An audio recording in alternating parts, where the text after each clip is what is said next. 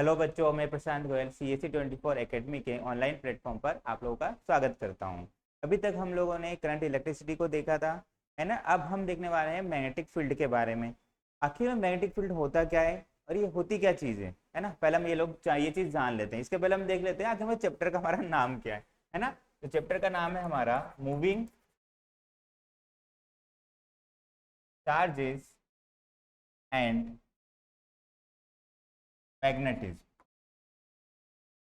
देखो चैप्टर में ही लिखा हुआ है यहाँ पर मूविंग चार्जेस, मतलब यहाँ पर जो चार्ज है मोमेंट पोजीशन पे मिलेगा हमको, और उसके थ्रू हमको कहाँ क्या मिलने वाला है, मैग्नेटिक फील्ड मिलने वाला है। चलो हम पहले देख लेते हैं आखिर में मैग्नेटिक फील्ड होता क्या है।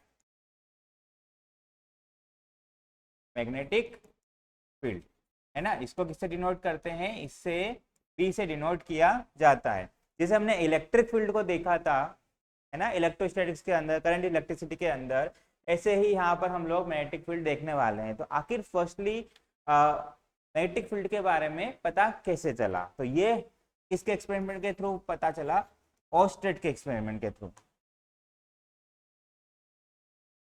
Henry Oersted.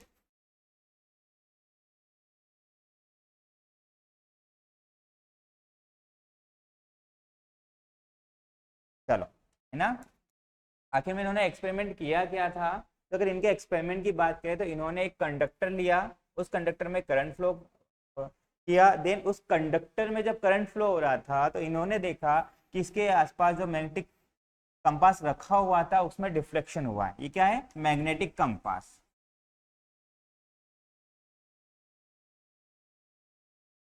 है ना। जैसे ही कंडक्टर में करंट फ्लो हुआ, मैग्नेटिक कंपास में डिफ्लेक्शन स्टार्ट हो गया। और वो डिफ्लेक्शन, जैसे देखो यहाँ पर अगर मैग्नेटिक कंपास देख रहे हो आप, तो इसमें जैसे ही कंडक्टर में करंट फ्लो हुआ, इसमें डिफ्लेक्शन इस डायरेक्शन हुआ। उन्होंने देखा कि अगर इसकी डायरेक्शन को चेंज कर देते हैं तो मैग्नेटिक कंपास में डिफ्लेक्शन की डायरेक्शन भी चेंज हो जाती है। मैग्नेटिक कंपास में डिफ्लेक्शन की डायरेक्शन भी क्या हो जाती है, चेंज हो जाती है। तो इससे उनको ये पता चला कि आखिर में जब कंडक्टर है उसमें अगर करंट फ्लो करा रहे हैं, है ना, कोई भी कंडक्टर है उसमें करंट फ्लो करा रहे हैं, तो उसके अराउंड एक फील्ड प्रोड्यूस हो जाता है, जिसको क्या कहते हैं, मैग्नेटिक फील्ड कहते हैं। ठीक है ना। चलो, तो ये चीज कहाँ से पता चला हमें, हेनरी ऑस्टेड जो साइंटिस्ट थे उनके एक्सपेरिमेंट से ये चीज हमको पता चली। चलो ठीक है, अब हम यहाँ पर पहले देख लेते हैं कि आखिर में जो मैग्नेटिक फील्ड है, ये ऑस्टेड के एक्सपेरिमेंट को हमको इतना ज्यादा कुछ नहीं पढ़ना है, हमारे लिए इंपॉर्टेंट इससे ज्यादा क्या है, बायोसेवर्ट लॉ। अब बायोसेवर्ट लॉ आखिर में है क्या, ये हम पहले देख लेते हैं। और बायोसेवर्ट ने क्या कहा था उसको भी हम लोग जान लेते हैं। तो देखो यहाँ पर अगर हम बात करें तो देखो बायोसेवर्ट की, चलो, बायोसेवर्ट ने इसके लिए बताया था, मैग्नेटिक फील्ड के बारे में डिटेल इन्होंने दिया था, है ना। स्पेलिंग में BIOT आता है, बट हम इसको प्रोनाउंसिएशन कैसा करते हैं, बायो करते हैं। ठीक है ना। तो देखो इन्होंने सिंपली कहा था कि भाई किसी भी कंडक्टर में, पहली बात तो ये कि इन्होंने एक वायर लिया, इसके लिए डिफाइन किया, और इन्होंने सबसे पहला स्टेटमेंट ये कहा था कि भाई हम पूरे वायर के लिए, है ना, जो वायर है आपका, कि we can't determine the magnetic field है ना। इंटेंसिटी की बात कर लेते हैं हम यहाँ पर, magnetic field intensity due to and conducting wire.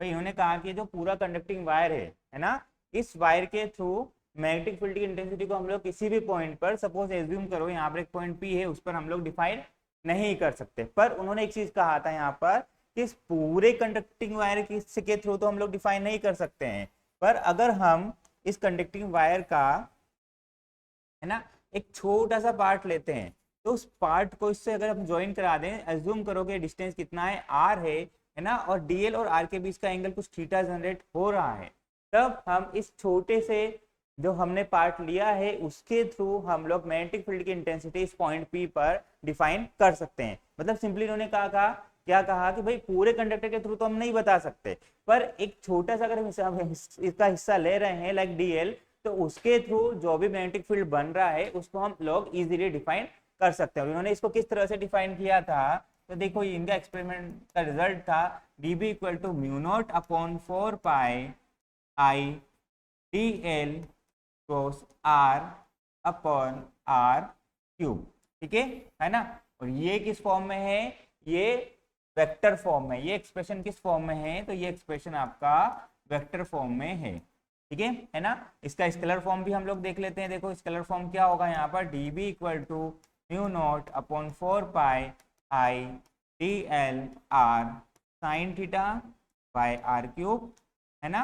Are से ये कैंसिल हो जाएगा, देन स्क्वायर आ जाएगा यहाँ पर, देन एक्सप्रेशन बनकर आएगा हमारा D B equal to mu naught upon 4 pi I D L sine theta by R square. तो ये हमारा स्केलर फॉर्म में एक्सप्रेशन आ जाता है निकल कर, ठीक है ना। अगर यहाँ पर हम बात करें देन डी एल और R, D L cross R क्या है अपना, है ना, ये दो वेक्टर्स का वेक्टर एडिशन है। तो ये कितना हो जाएगा हमारा D L into R sine theta हो जाएगा, ठीक है ना।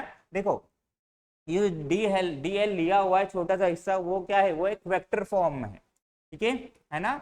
चलो तो यहाँ पर ये चीज आपको क्लियर हुआ कि आखिर में बायो सेवर्ट ने बताया क्या था। बायो सेवर्ट ने हमें बताया था कि पूरे कंडक्टर के थ्रू हम मैग्नेटिक फील्ड की इंटेंसिटी फाइंड नहीं कर सकते किसी पॉइंट पर उसके एक छोटे से पार्ट को अगर हम ले रहे हैं लाइक डीएल, तो उसके थ्रू हम लोग मैग्नेटिक फील्ड की इंटेंसिटी को इजीली बता सकते हैं। और इस तरह से उन्होंने ये एक्सप्रेशन हमें दिया था। अगर मैं यहाँ एक्सप्रेशन का डेरिवेशन की बात करता हूँ तो जनरली देखो ये एक्सप्रेशन सीधे सीधे आपको याद होना चाहिए, और मोस्टली डेरिवेशन का स्केलर फॉर्म ज्यादा यूज किया जाता है न्यूमेरिकल प्रॉब्लम को सॉल्व करने के लिए, है ना।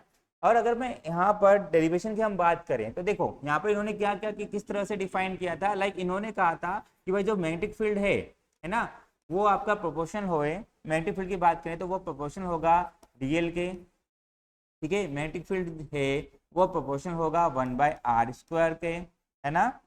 और मैग्नेटिक फील्ड जो है वो प्रोपोर्शन होगा आपका साइन थीटा के, है ना। और उन्होंने ये कहा था कि भाई मैग्नेटिक फील्ड जो है वो प्रोपोर्शनल होगा हमारे करंट आई के। और ये सभी को हम लोग अगर मिटा देते हैं तो हमको क्या एक्सप्रेशन मिलकर आता है, mu naught upon 4 pi I D L sine theta by R square. Finally scalar form में एक्सप्रेशन निकल कर आ जाता है, ठीक है ना। चलो यहाँ पर अब हम लोग देख लेते हैं आखिर में म्यू नोट क्या होता है। तो म्यू नोट की हम बात करें तो इसकी वैल्यू होती है 4 पाई इंटू 10⁻⁻7।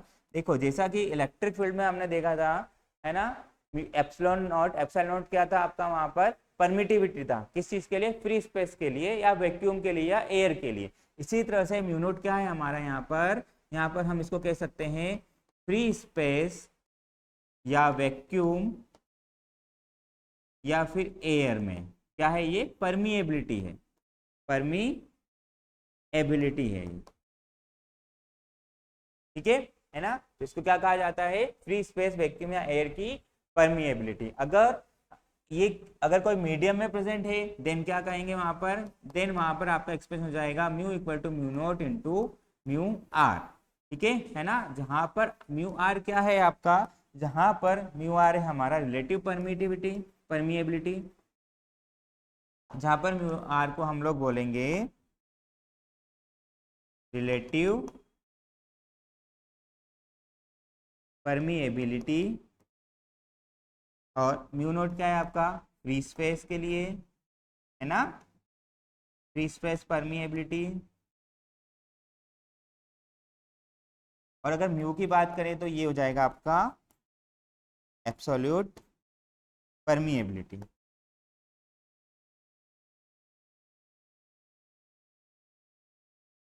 चलो ठीक है ना। चलो तो देखो यहाँ पर हमने भी क्या देखा, बायो सेवर्ट लॉ देखा इनिशियली, है ना। इनका एक्सप्रेशन देखा, एक्सप्रेशन क्या था, ठीक है, वेक्टर फॉर्म में और स्केलर फॉर्म में। और यहाँ पर हमने म्यू नोट को भी जाना कि भाई म्यू नोट आखिर में होगा क्या। चलो अब यहाँ पे देखो भाई स्केलर फॉर्म हम मोस्टली यूज कर रहे हैं, ये ठीक है, पर हमको डायरेक्शन भी तो बताना रहेगा यहाँ पर। तो डायरेक्शन को हम किस तरह से शो करेंगे, तो देखो डायरेक्शन के लिए जनरली यहाँ पर जो रूल्स यूज किए जाते हैं, है ना, मोस्टली जो फेमस रूल है वो कौन से हैं, एक तो है हमारा स्क्रू रूल और दूसरा है हमारा राइट हैंड पाम रूल। चलो पहले हम इनको जान लेते हैं कि आखिर में स्क्रू रूल और राइट हैंड पाम रूल होता क्या है। तो देखो स्क्रू रूल जैसा कि भाई यहाँ से देख लेते हैं हम लोग, अब फिर से करंट आई था, है ना, और ये हमारा डीएल स्ट्रिप हमने लिया था और पॉइंट पी यहाँ पर था, ठीक। और मैंने कहा था कि भाई यहाँ से एंगल कितना मिलता है, दोनों के बीच में थीटा मिलता है। तो देखो अगर स्क्रू रूल की हम बात करें तो आपको पता है कि भाई यहाँ पर अभी डी बी हमें क्या मिला था। अगर इसके बात करें तो यहाँ पर एक एक्सप्रेशन में हमारे पास निकल कर आया था डीएल क्रॉस आर। इसका मतलब क्या होगा, डीएल और आर हमें क्या देगा, मैग्नेटिक फील्ड की डायरेक्शन को देगा, ठीक है ना। तो देखो यहाँ से एक चीज और ऑब्जर्व करिए आप कि यहाँ पर जो बी है उसकी बात करें हम लोग तो वो किसके परपेंडिकुलर होगा, सीधा सीधा डीएल के, है ना। और यहाँ से आप ये भी बता सकते हैं कि बी जो है वो परपेंडिकुलर होगा आपका आर के, मतलब कि मैग्नेटिक फील्ड की जो मैग्नेटिक फील्ड इंटेंसिटी की जो डायरेक्शन है वो आपको दोनों ही डीएल और आर के परपेंडिकुलर मिलने वाली है। मतलब वो डीएल के भी परपेंडिकुलर होगा और आर के भी परपेंडिकुलर ही होगी उसकी डायरेक्शन, पहली चीज, है ना। दूसरा भी यहाँ पे देख लेते हैं भाई, मैंने दो रूल्स का आपको बताया, स्क्रू रूल्स और एक आपका क्या है, चलो एक स्क्रू रूल है आपका और दूसरा है आपका राइट हैंड पाम रूल। तो देखो स्क्रू रूल में सिंपली क्या करना है हमको कि भाई डीएल से आर की ओर आप स्क्रू को मूव करा, क्या हुआ, स्क्रू अंदर की साइड जाएगा, है ना, ठीक है। तो ये डायरेक्शन क्या होगी आपकी, ये डायरेक्शन लेफ्ट टू राइट, है ना, लेफ्ट टू राइट जो डायरेक्शन दिख रही है ना, जिसमें स्क्रू क्या हो रहा है, अंदर जा रहा है, inside the plane, inside the plane. D L से आर की ओर जाना है आपको, तो इनसाइड द प्लेन। तो ये क्या हो जाएगा, डायरेक्शन क्या होगी यहाँ पर, इनवर्ट, ठीक है ना, जिसको डिनोट करते हैं क्रॉस के थ्रू, मतलब इनसाइड द प्लेन। सिंपली बात है, मैग्नेटिक फील्ड की डायरेक्शन क्या होगी, डीएल और आर के, ये डीएल है और ये आर है, तो आपको कैसा करना है, इसको डीएल से आर की ओर घूमे, इसको इस तरह से करना है, मतलब वो इनसाइड द प्लेन हो जाएगा, ठीक है ना। तो इनवर्ट डायरेक्शन मिल जाएगा, ठीक है। आपको मूव कहाँ करना है, देखो मैं यहाँ लिख देता हूँ, डीएल टू आर मूवमेंट है भाई, मूवमेंट कैसा है, डीएल टू आर है, ठीक है ना। चलो अगर देखो यहाँ पर इसकी डायरेक्शन को मैंने बताया यहाँ से किसका यूज करके, स्क्रू रूल का यूज करके। अगर यहाँ पर मैं इसकी डायरेक्शन को मान लो, करंट की डायरेक्शन अब ये था, है ना, सेम ले लेते हैं, सिर्फ करंट की डायरेक्शन को हम लोग चेंज कर लेते हैं, या करंट की डायरेक्शन को ना लेकर हम लोग क्या करते हैं, यहाँ पर इस सर्किट में हम लोग करंट की फ्लो ये हो रहा है ना, डीएल आपका ये है और आपका पॉइंट पी यहाँ पर हम लोग ले लेते हैं, इस डायरेक्शन में ले लेते हैं, ठीक है। देन एंगल थीटा ये बन रहा है। अब आप देखोगे तो आपको कैसे जाना है, डीएल से आर की ओर जाना है, तो डीएल ये है, आर ये है आपका, ठीक है, डीएल ये है और आर ये है। तो आप स्क्रू को कैसे घुमाओगे, आप ऐसे घुमाओगे, ठीक है ना, मतलब आपका प्लेन में स्क्रू ओपन कर रहे हो आप, है ना, ओपन कर रहे हो तो ये डायरेक्शन कैसा हो जाएगा, ये हो जाएगा आपका आउटवर्ड द प्लेन, ठीक है। इसको डिनोट करते हैं डॉट से। तो बहुत सिंपल है, स्क्रू रूल में क्या करना है आपको, डीएल से आपको हमेशा आर की साइड मूव करना है, आपको हमेशा किधर मूव करना है, डीएल से आर की साइड आपको मूवमेंट रखना है, आपको बस ये चीज ध्यान रखना है। और जब डीएल से आर की ओर आप जा रहे हो, अगर आपका स्क्रू कैसा हो रहा है, प्लेन में अंदर की ओर जा रहा है, तो डायरेक्शन कैसी होगी मैग्नेटिक फील्ड इंटेंसिटी की, इनसाइड द प्लेन, इनवर्ट होगी डायरेक्शन, जिसको आप इस तरह से डिनोट करेंगे। और अगर डायरेक्शन में डीएल से आर की ओर आप मूव कर रहे हैं और आपका स्क्रू अगर बाहर की ओर आ रहा है प्लेन से, मतलब ओपन कर रहे हो आप स्क्रू को, तो उस डायरेक्शन में कैसा हो जाएगा, आपकी डायरेक्शन हो जाएगी आउटवर्ड हो जाएगी, ठीक है। ये स्क्रू रूल था।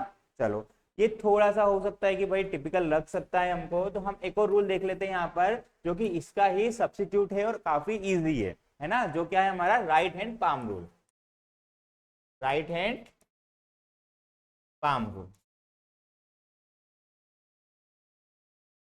चलो तो भाई राइट हैंड पाम रूल में आखिर में क्या चीज चेंज है, देखो राइट हैंड पाम रूल में क्या करना है आपको, सिंपली भाई ये आपका कंडक्टर था, है ना, ये डीएल आपका स्ट्रिप था, और ये डीएल से ये हमारा पॉइंट पी था, जहां पर एंगल हमारा थीटा बन रहा था। आपको सिंपली करना क्या है, जिस डायरेक्शन कंडक्टर में करंट फ्लो हो रहा है उस डायरेक्शन में आपको आपके थंब को लेकर जाना है, किसके, राइट हैंड के थंब को, राइट हैंड के थंब को आपको यू रखना है और आपकी फिंगर्स को उस डायरेक्शन में लेके जाना है जिस डायरेक्शन में आपको मैग्नेटिक फील्ड इंटेंसिटी फाइंड करनी है। तो देखो अगर आपने ऐसे किया और डायरेक्शन में आपने अपनी फिंगर्स को इस तरह से रखा है, तो आप देख सकते हो आपकी पाम की डायरेक्शन किस तरफ है, इनसाइड द प्लेन है, मतलब यहाँ पर आपको डायरेक्शन कैसा मिलने वाला है, इनवर्ड मिलने वाला है, इनसाइड द प्लेन आपको डायरेक्शन यहाँ पर मिलने वाली है, ठीक है ना। तो क्या करना है आपको, देखो मैं यहाँ पर लिख भी देता हूँ कि करंट,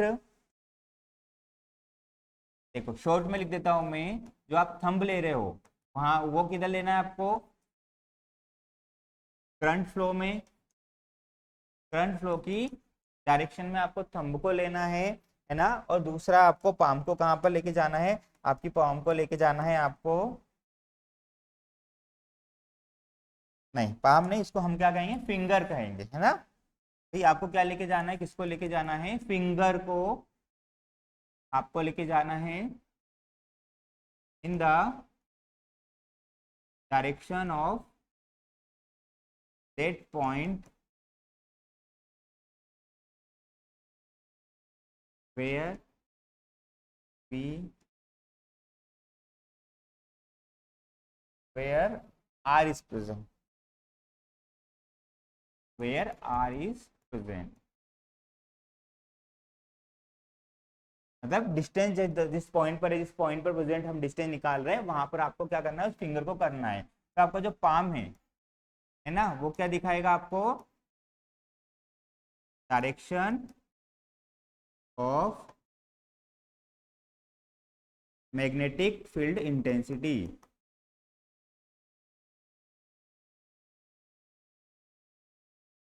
ठीक है। तो वो आपको क्या बताएगी, direction of magnetic field intensity. मान लेते हैं हम लोग, भाई आपका जो पॉइंट था है ना, ये अपने फर्स्ट पोजीशन ले लिया, सेकंड पोजीशन हम देख लेते हैं। देखो यहाँ पर आपका करंट की डायरेक्शन ये था, है ना, ठीक है। चलो डायरेक्शन को छोड़ो, अगेन हम वही चीज लेके चलते हैं यहाँ पर भी वापस से, क्या वही चीज, मतलब करंट फ्लो वही डायरेक्शन में हो रहा है आपका, है ना, डी एल यही है, पॉइंट को हम लोग इधर कर देते हैं, है ना। देन अब देखो क्या होगा आपका, भाई डीएल इस डायरेक्शन में आपको राइट हैंड ही यूज करना है, लेफ्ट हैंड यूज नहीं करना है। अब देखो राइट हैंड आप यूज करेंगे करंट की डायरेक्शन में, तो आप इसको ऐसा तो कर नहीं सकते, आपको इस तरह से लेके चलना पड़ेगा। जब आप इस तरह से इसमें लेके जाओगे तो आपकी फिंगर्स किस पॉइंट पर होगी, पॉइंट पी की साइड पर शो करेगा। जब इस तरह से डायरेक्शन होगी तो देखो आपकी पाम किधर दिखा रही है, बाहर की तरफ शो कर रही है, मतलब यहाँ पर आपका डायरेक्शन क्या होगा, आउटवर्ड डायरेक्शन हो जाएगा, आउटवर्ड डायरेक्शन हो जाएगा, जिसको किससे डिनोट करते हैं, डॉट से डिनोट करते हैं, ठीक है ना। तो देखो यहाँ पर सेम चीज निकल कर आया है ना, यहाँ पर भी इनवर्ट था, यहाँ पे इनवर्ट था, यहाँ पे आउटवर्ड था, यहाँ पर भी आउटवर्ड था, ठीक है ना। तो ये हुआ आपका डायरेक्शन को फाइंड करने के लिए स्क्रू रूल। और दूसरा अगर हम बात करें तो राइट हैंड पाम रूल, ठीक है ना। इतना चीज आपको क्लियर है। चलो हम लोग एक क्वेश्चन देख लेते हैं। जैसे यहाँ पर हम लोगों ने करंट के लिए देखा है ना, अब यहाँ पर हम देखते हैं जैसा कि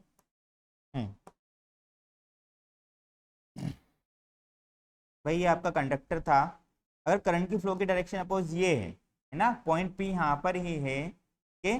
देन आप बताओ यहाँ पर कि आखिर में यहाँ पर डायरेक्शन क्या होगी, किसकी, मैग्नेटिक फील्ड की, बी की डायरेक्शन क्या होगी, ठीक है ना। इजी क्वेश्चन है, देखो बता सकते हो इजीली। देखो डिस्कस कर लेते हैं हम लोग।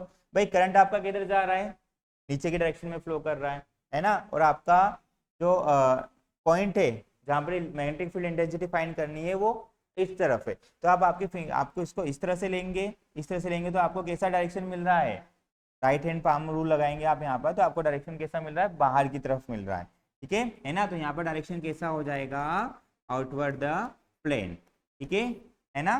चलो एक और देख लेते हैं हम लोग, एक और डायग्राम थोड़ा सा देख लेते हैं, देखो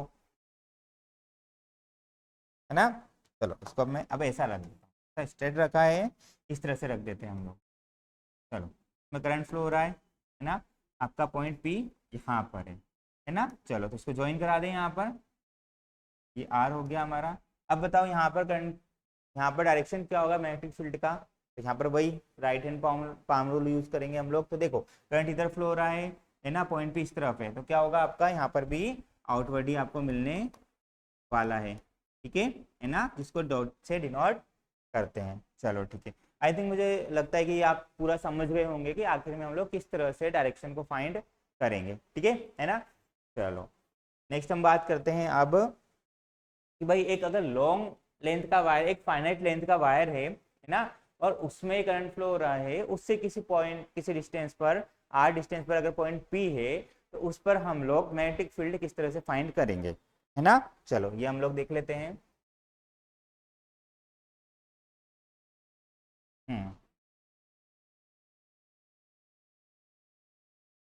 magnetic field intensity due to finite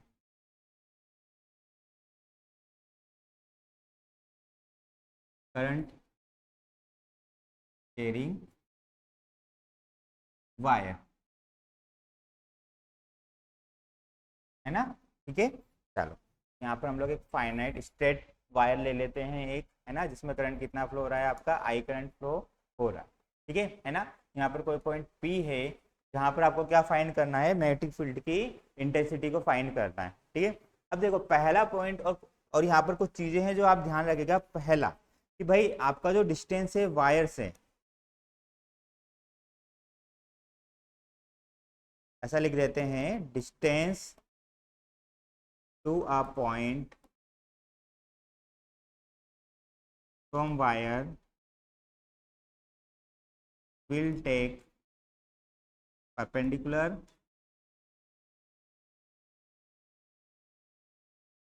side, मतलब परपेंडिकुलर ही डायरेक्शन हमको लेना है। तो देखो अगर हम यहाँ पर हम बात करें तो यहाँ से हम लोग डायरेक्शन कैसा लेंगे, परपेंडिकुलर डायरेक्शन ये लेंगे। ठीक है ना।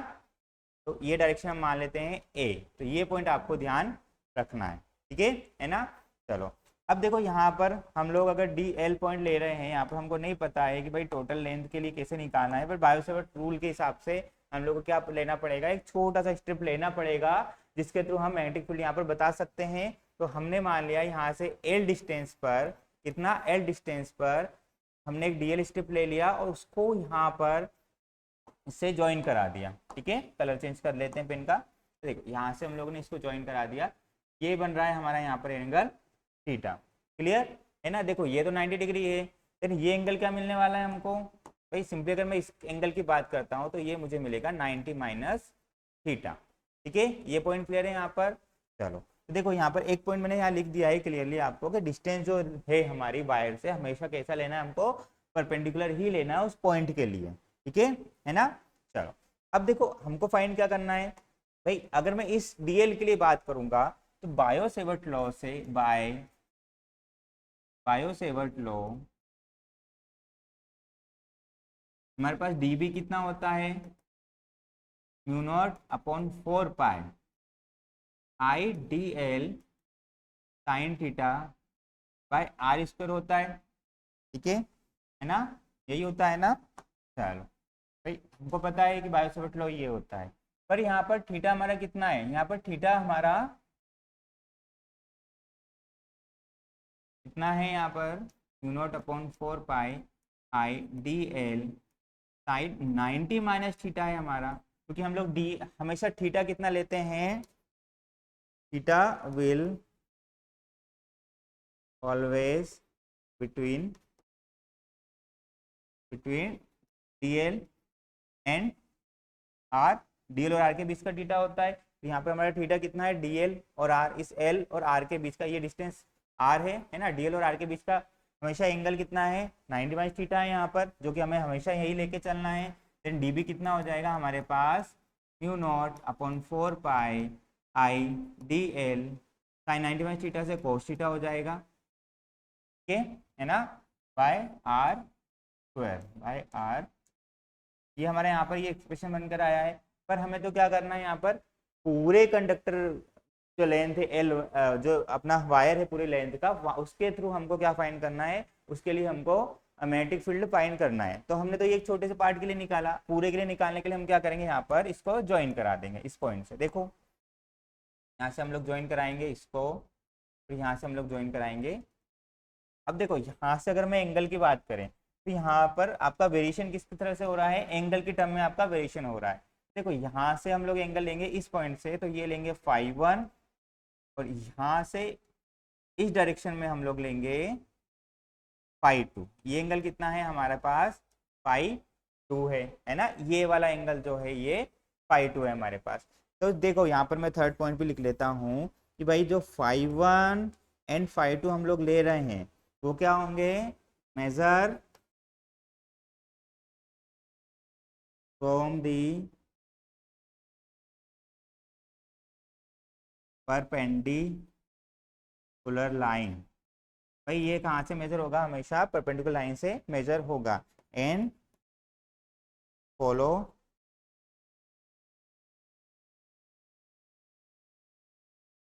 द डायरेक्शन, ये डायरेक्शन भी फॉलो करेगा, है ना। तो देखो इसकी डायरेक्शन ऊपर है तो इसकी डायरेक्शन φ2 की डायरेक्शन नीचे की ओर है। अब हमको अगर टोटल कंडक्टर के लिए निकालना है तो सीधी सी बात है, हमने क्या देखा यहाँ पर कि भाई इसको हम थीटा को φ1 से φ2 तक वेरी करा दें, है ना। अब यहाँ पर देखो, आपको अगर आप देखेंगे यहाँ एक्सप्रेशन में, तो यहाँ पर जैसे जैसे फाई वेरी होगा वैसे वैसे आपका आर भी वेरी होगा, है ना। तो हम क्या करेंगे यहाँ पर आर को, हमारे देखो हमको अगर टोटल फील्ड निकालना है तो हम इसका इंटीग्रेट कर देंगे, कहाँ से कहाँ तक भाई, इंटीग्रेट कर देंगे हम यहाँ पर इसका -φ2 से φ1 तक। -φ2 क्यों लिया है, क्योंकि दोनों की डायरेक्शन φ1 और φ2 की डायरेक्शन दोनों ही अपोजिट है, और मैंने यहाँ पर पॉइंट आपको मेंशन कर भी दिया है, ठीक है ना। ये हो जाएगा हमारा mu naught upon 4 pi I D L cos theta by R square, ठीक है ना। अब देखो यहाँ पर जैसा मैंने बताया भाई फाई तो वेरी हो रहा है आपका, पर यहाँ पर आपका आर भी चेंज हो रहा है। और दूसरा ये है कि हमने एंगल को वेरी कराया है, बट यहाँ पर हमें क्या मिल रहा है, डी एल मिल रहा है ना। इसके लिए हम लोग क्या करते हैं, देखो इसको हम यहाँ पर रिप्लेस कर देंगे इजीली। तो देखो यहाँ मैं बॉक्स में यूज कर रहा हूँ, इस वैल्यूज को मैंने बॉक्स में ले लिया, इसको मान लिया मैंने ए, है ना, इस पॉइंट को मान लिया मैंने बी। तो देखो अगर आप देखोगे यहाँ पर, और सॉरी इसको हम लोग बी इसको ना लेकर हम लोग इस पॉइंट को बी ले लेते हैं, ओके। तो देखो यहाँ पर आप देखोगे तो यहाँ पर हमारा क्या बन रहा है, ये है ए, ये है बी और ये है पी, ये एक राइट एंगल ट्राइंगल बना रहा है। यहाँ पर एंगल आपका कितना है, थीटा है, ठीक है। ये कितना था आपका, ये है आपका ए, ये है एल और ये है आर। तो देखो यहाँ पर आप सीधे सीधे निकाल सकते हो भाई, cos थीटा इक्वल टू हो जाएगा आपका A by R, then R equal to हो जाएगा आपका ए बाय cos थीटा। तो आप यहाँ से आर की वैल्यू वहाँ पर रखकर इसको रिप्लेस कर सकते हो, है ना। दूसरा चीज आप यहाँ पर क्या निकाल सकते हो, दूसरा आप यहाँ पर निकाल सकते हो भाई कि आखिर में मुझे वहाँ डी थीटा चाहिए ना कि डी एल चाहिए। तो देखो यहाँ पर अगर हम देखें तो टेन थीटा क्या होता है आपका, टेन थीटा हो जाएगा आपका यहाँ पर L by A, then L equal to हो जाएगा आपका ए टेन थीटा, ठीक है ना। और आप यहाँ पर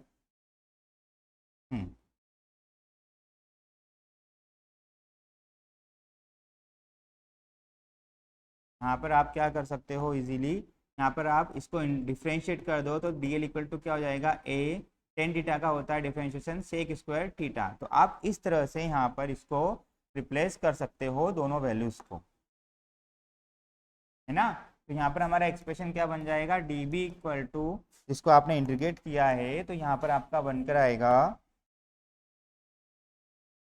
B equal to -φ2 to φ1 mu naught upon 4 pi I cos theta, है ना। डीएल की जगह हम लोग लिख देंगे यहाँ पर A take square theta, and R की जगह पर यहाँ पे हो जाता है हमारा A by cos theta to the whole square.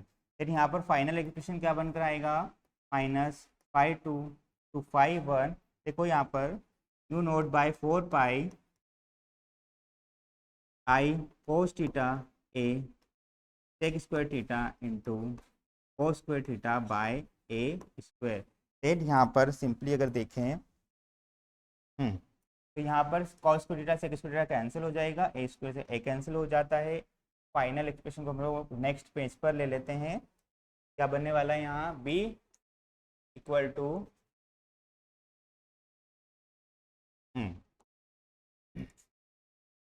B equal to mu naught 4 pi -φ2 to φ1 करना है हमको, I A cos theta D theta, एक मिनट,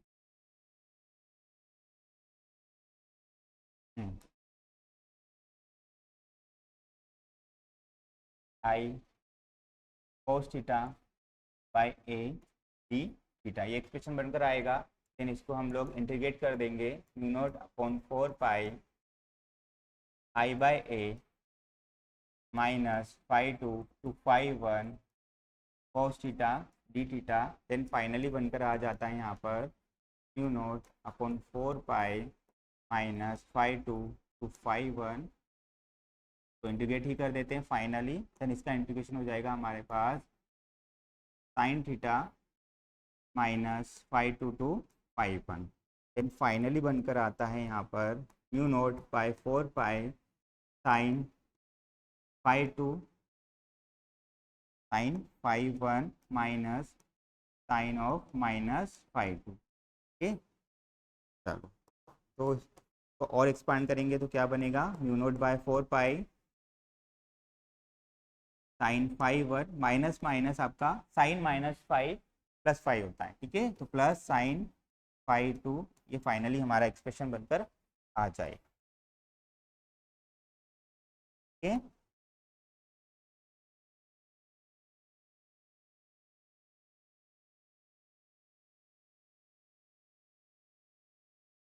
तो ये एक्सप्रेशन हमारा निकल कर आया है बी के लिए, मैग्नेटिक फील्ड इंटेंसिटी के लिए, है ना। चलो ठीक है, बाकी का हम लोग इसमें हमको कुछ पॉइंट और देखने हैं कि अलग अलग एंगल चेंज करने पर वैल्यूज क्या क्या चेंजेस होगी, तो वो हम लोग नेक्स्ट लेक्चर में देखेंगे, ठीक है ना। तब तक के लिए बाय बाय बच्चों।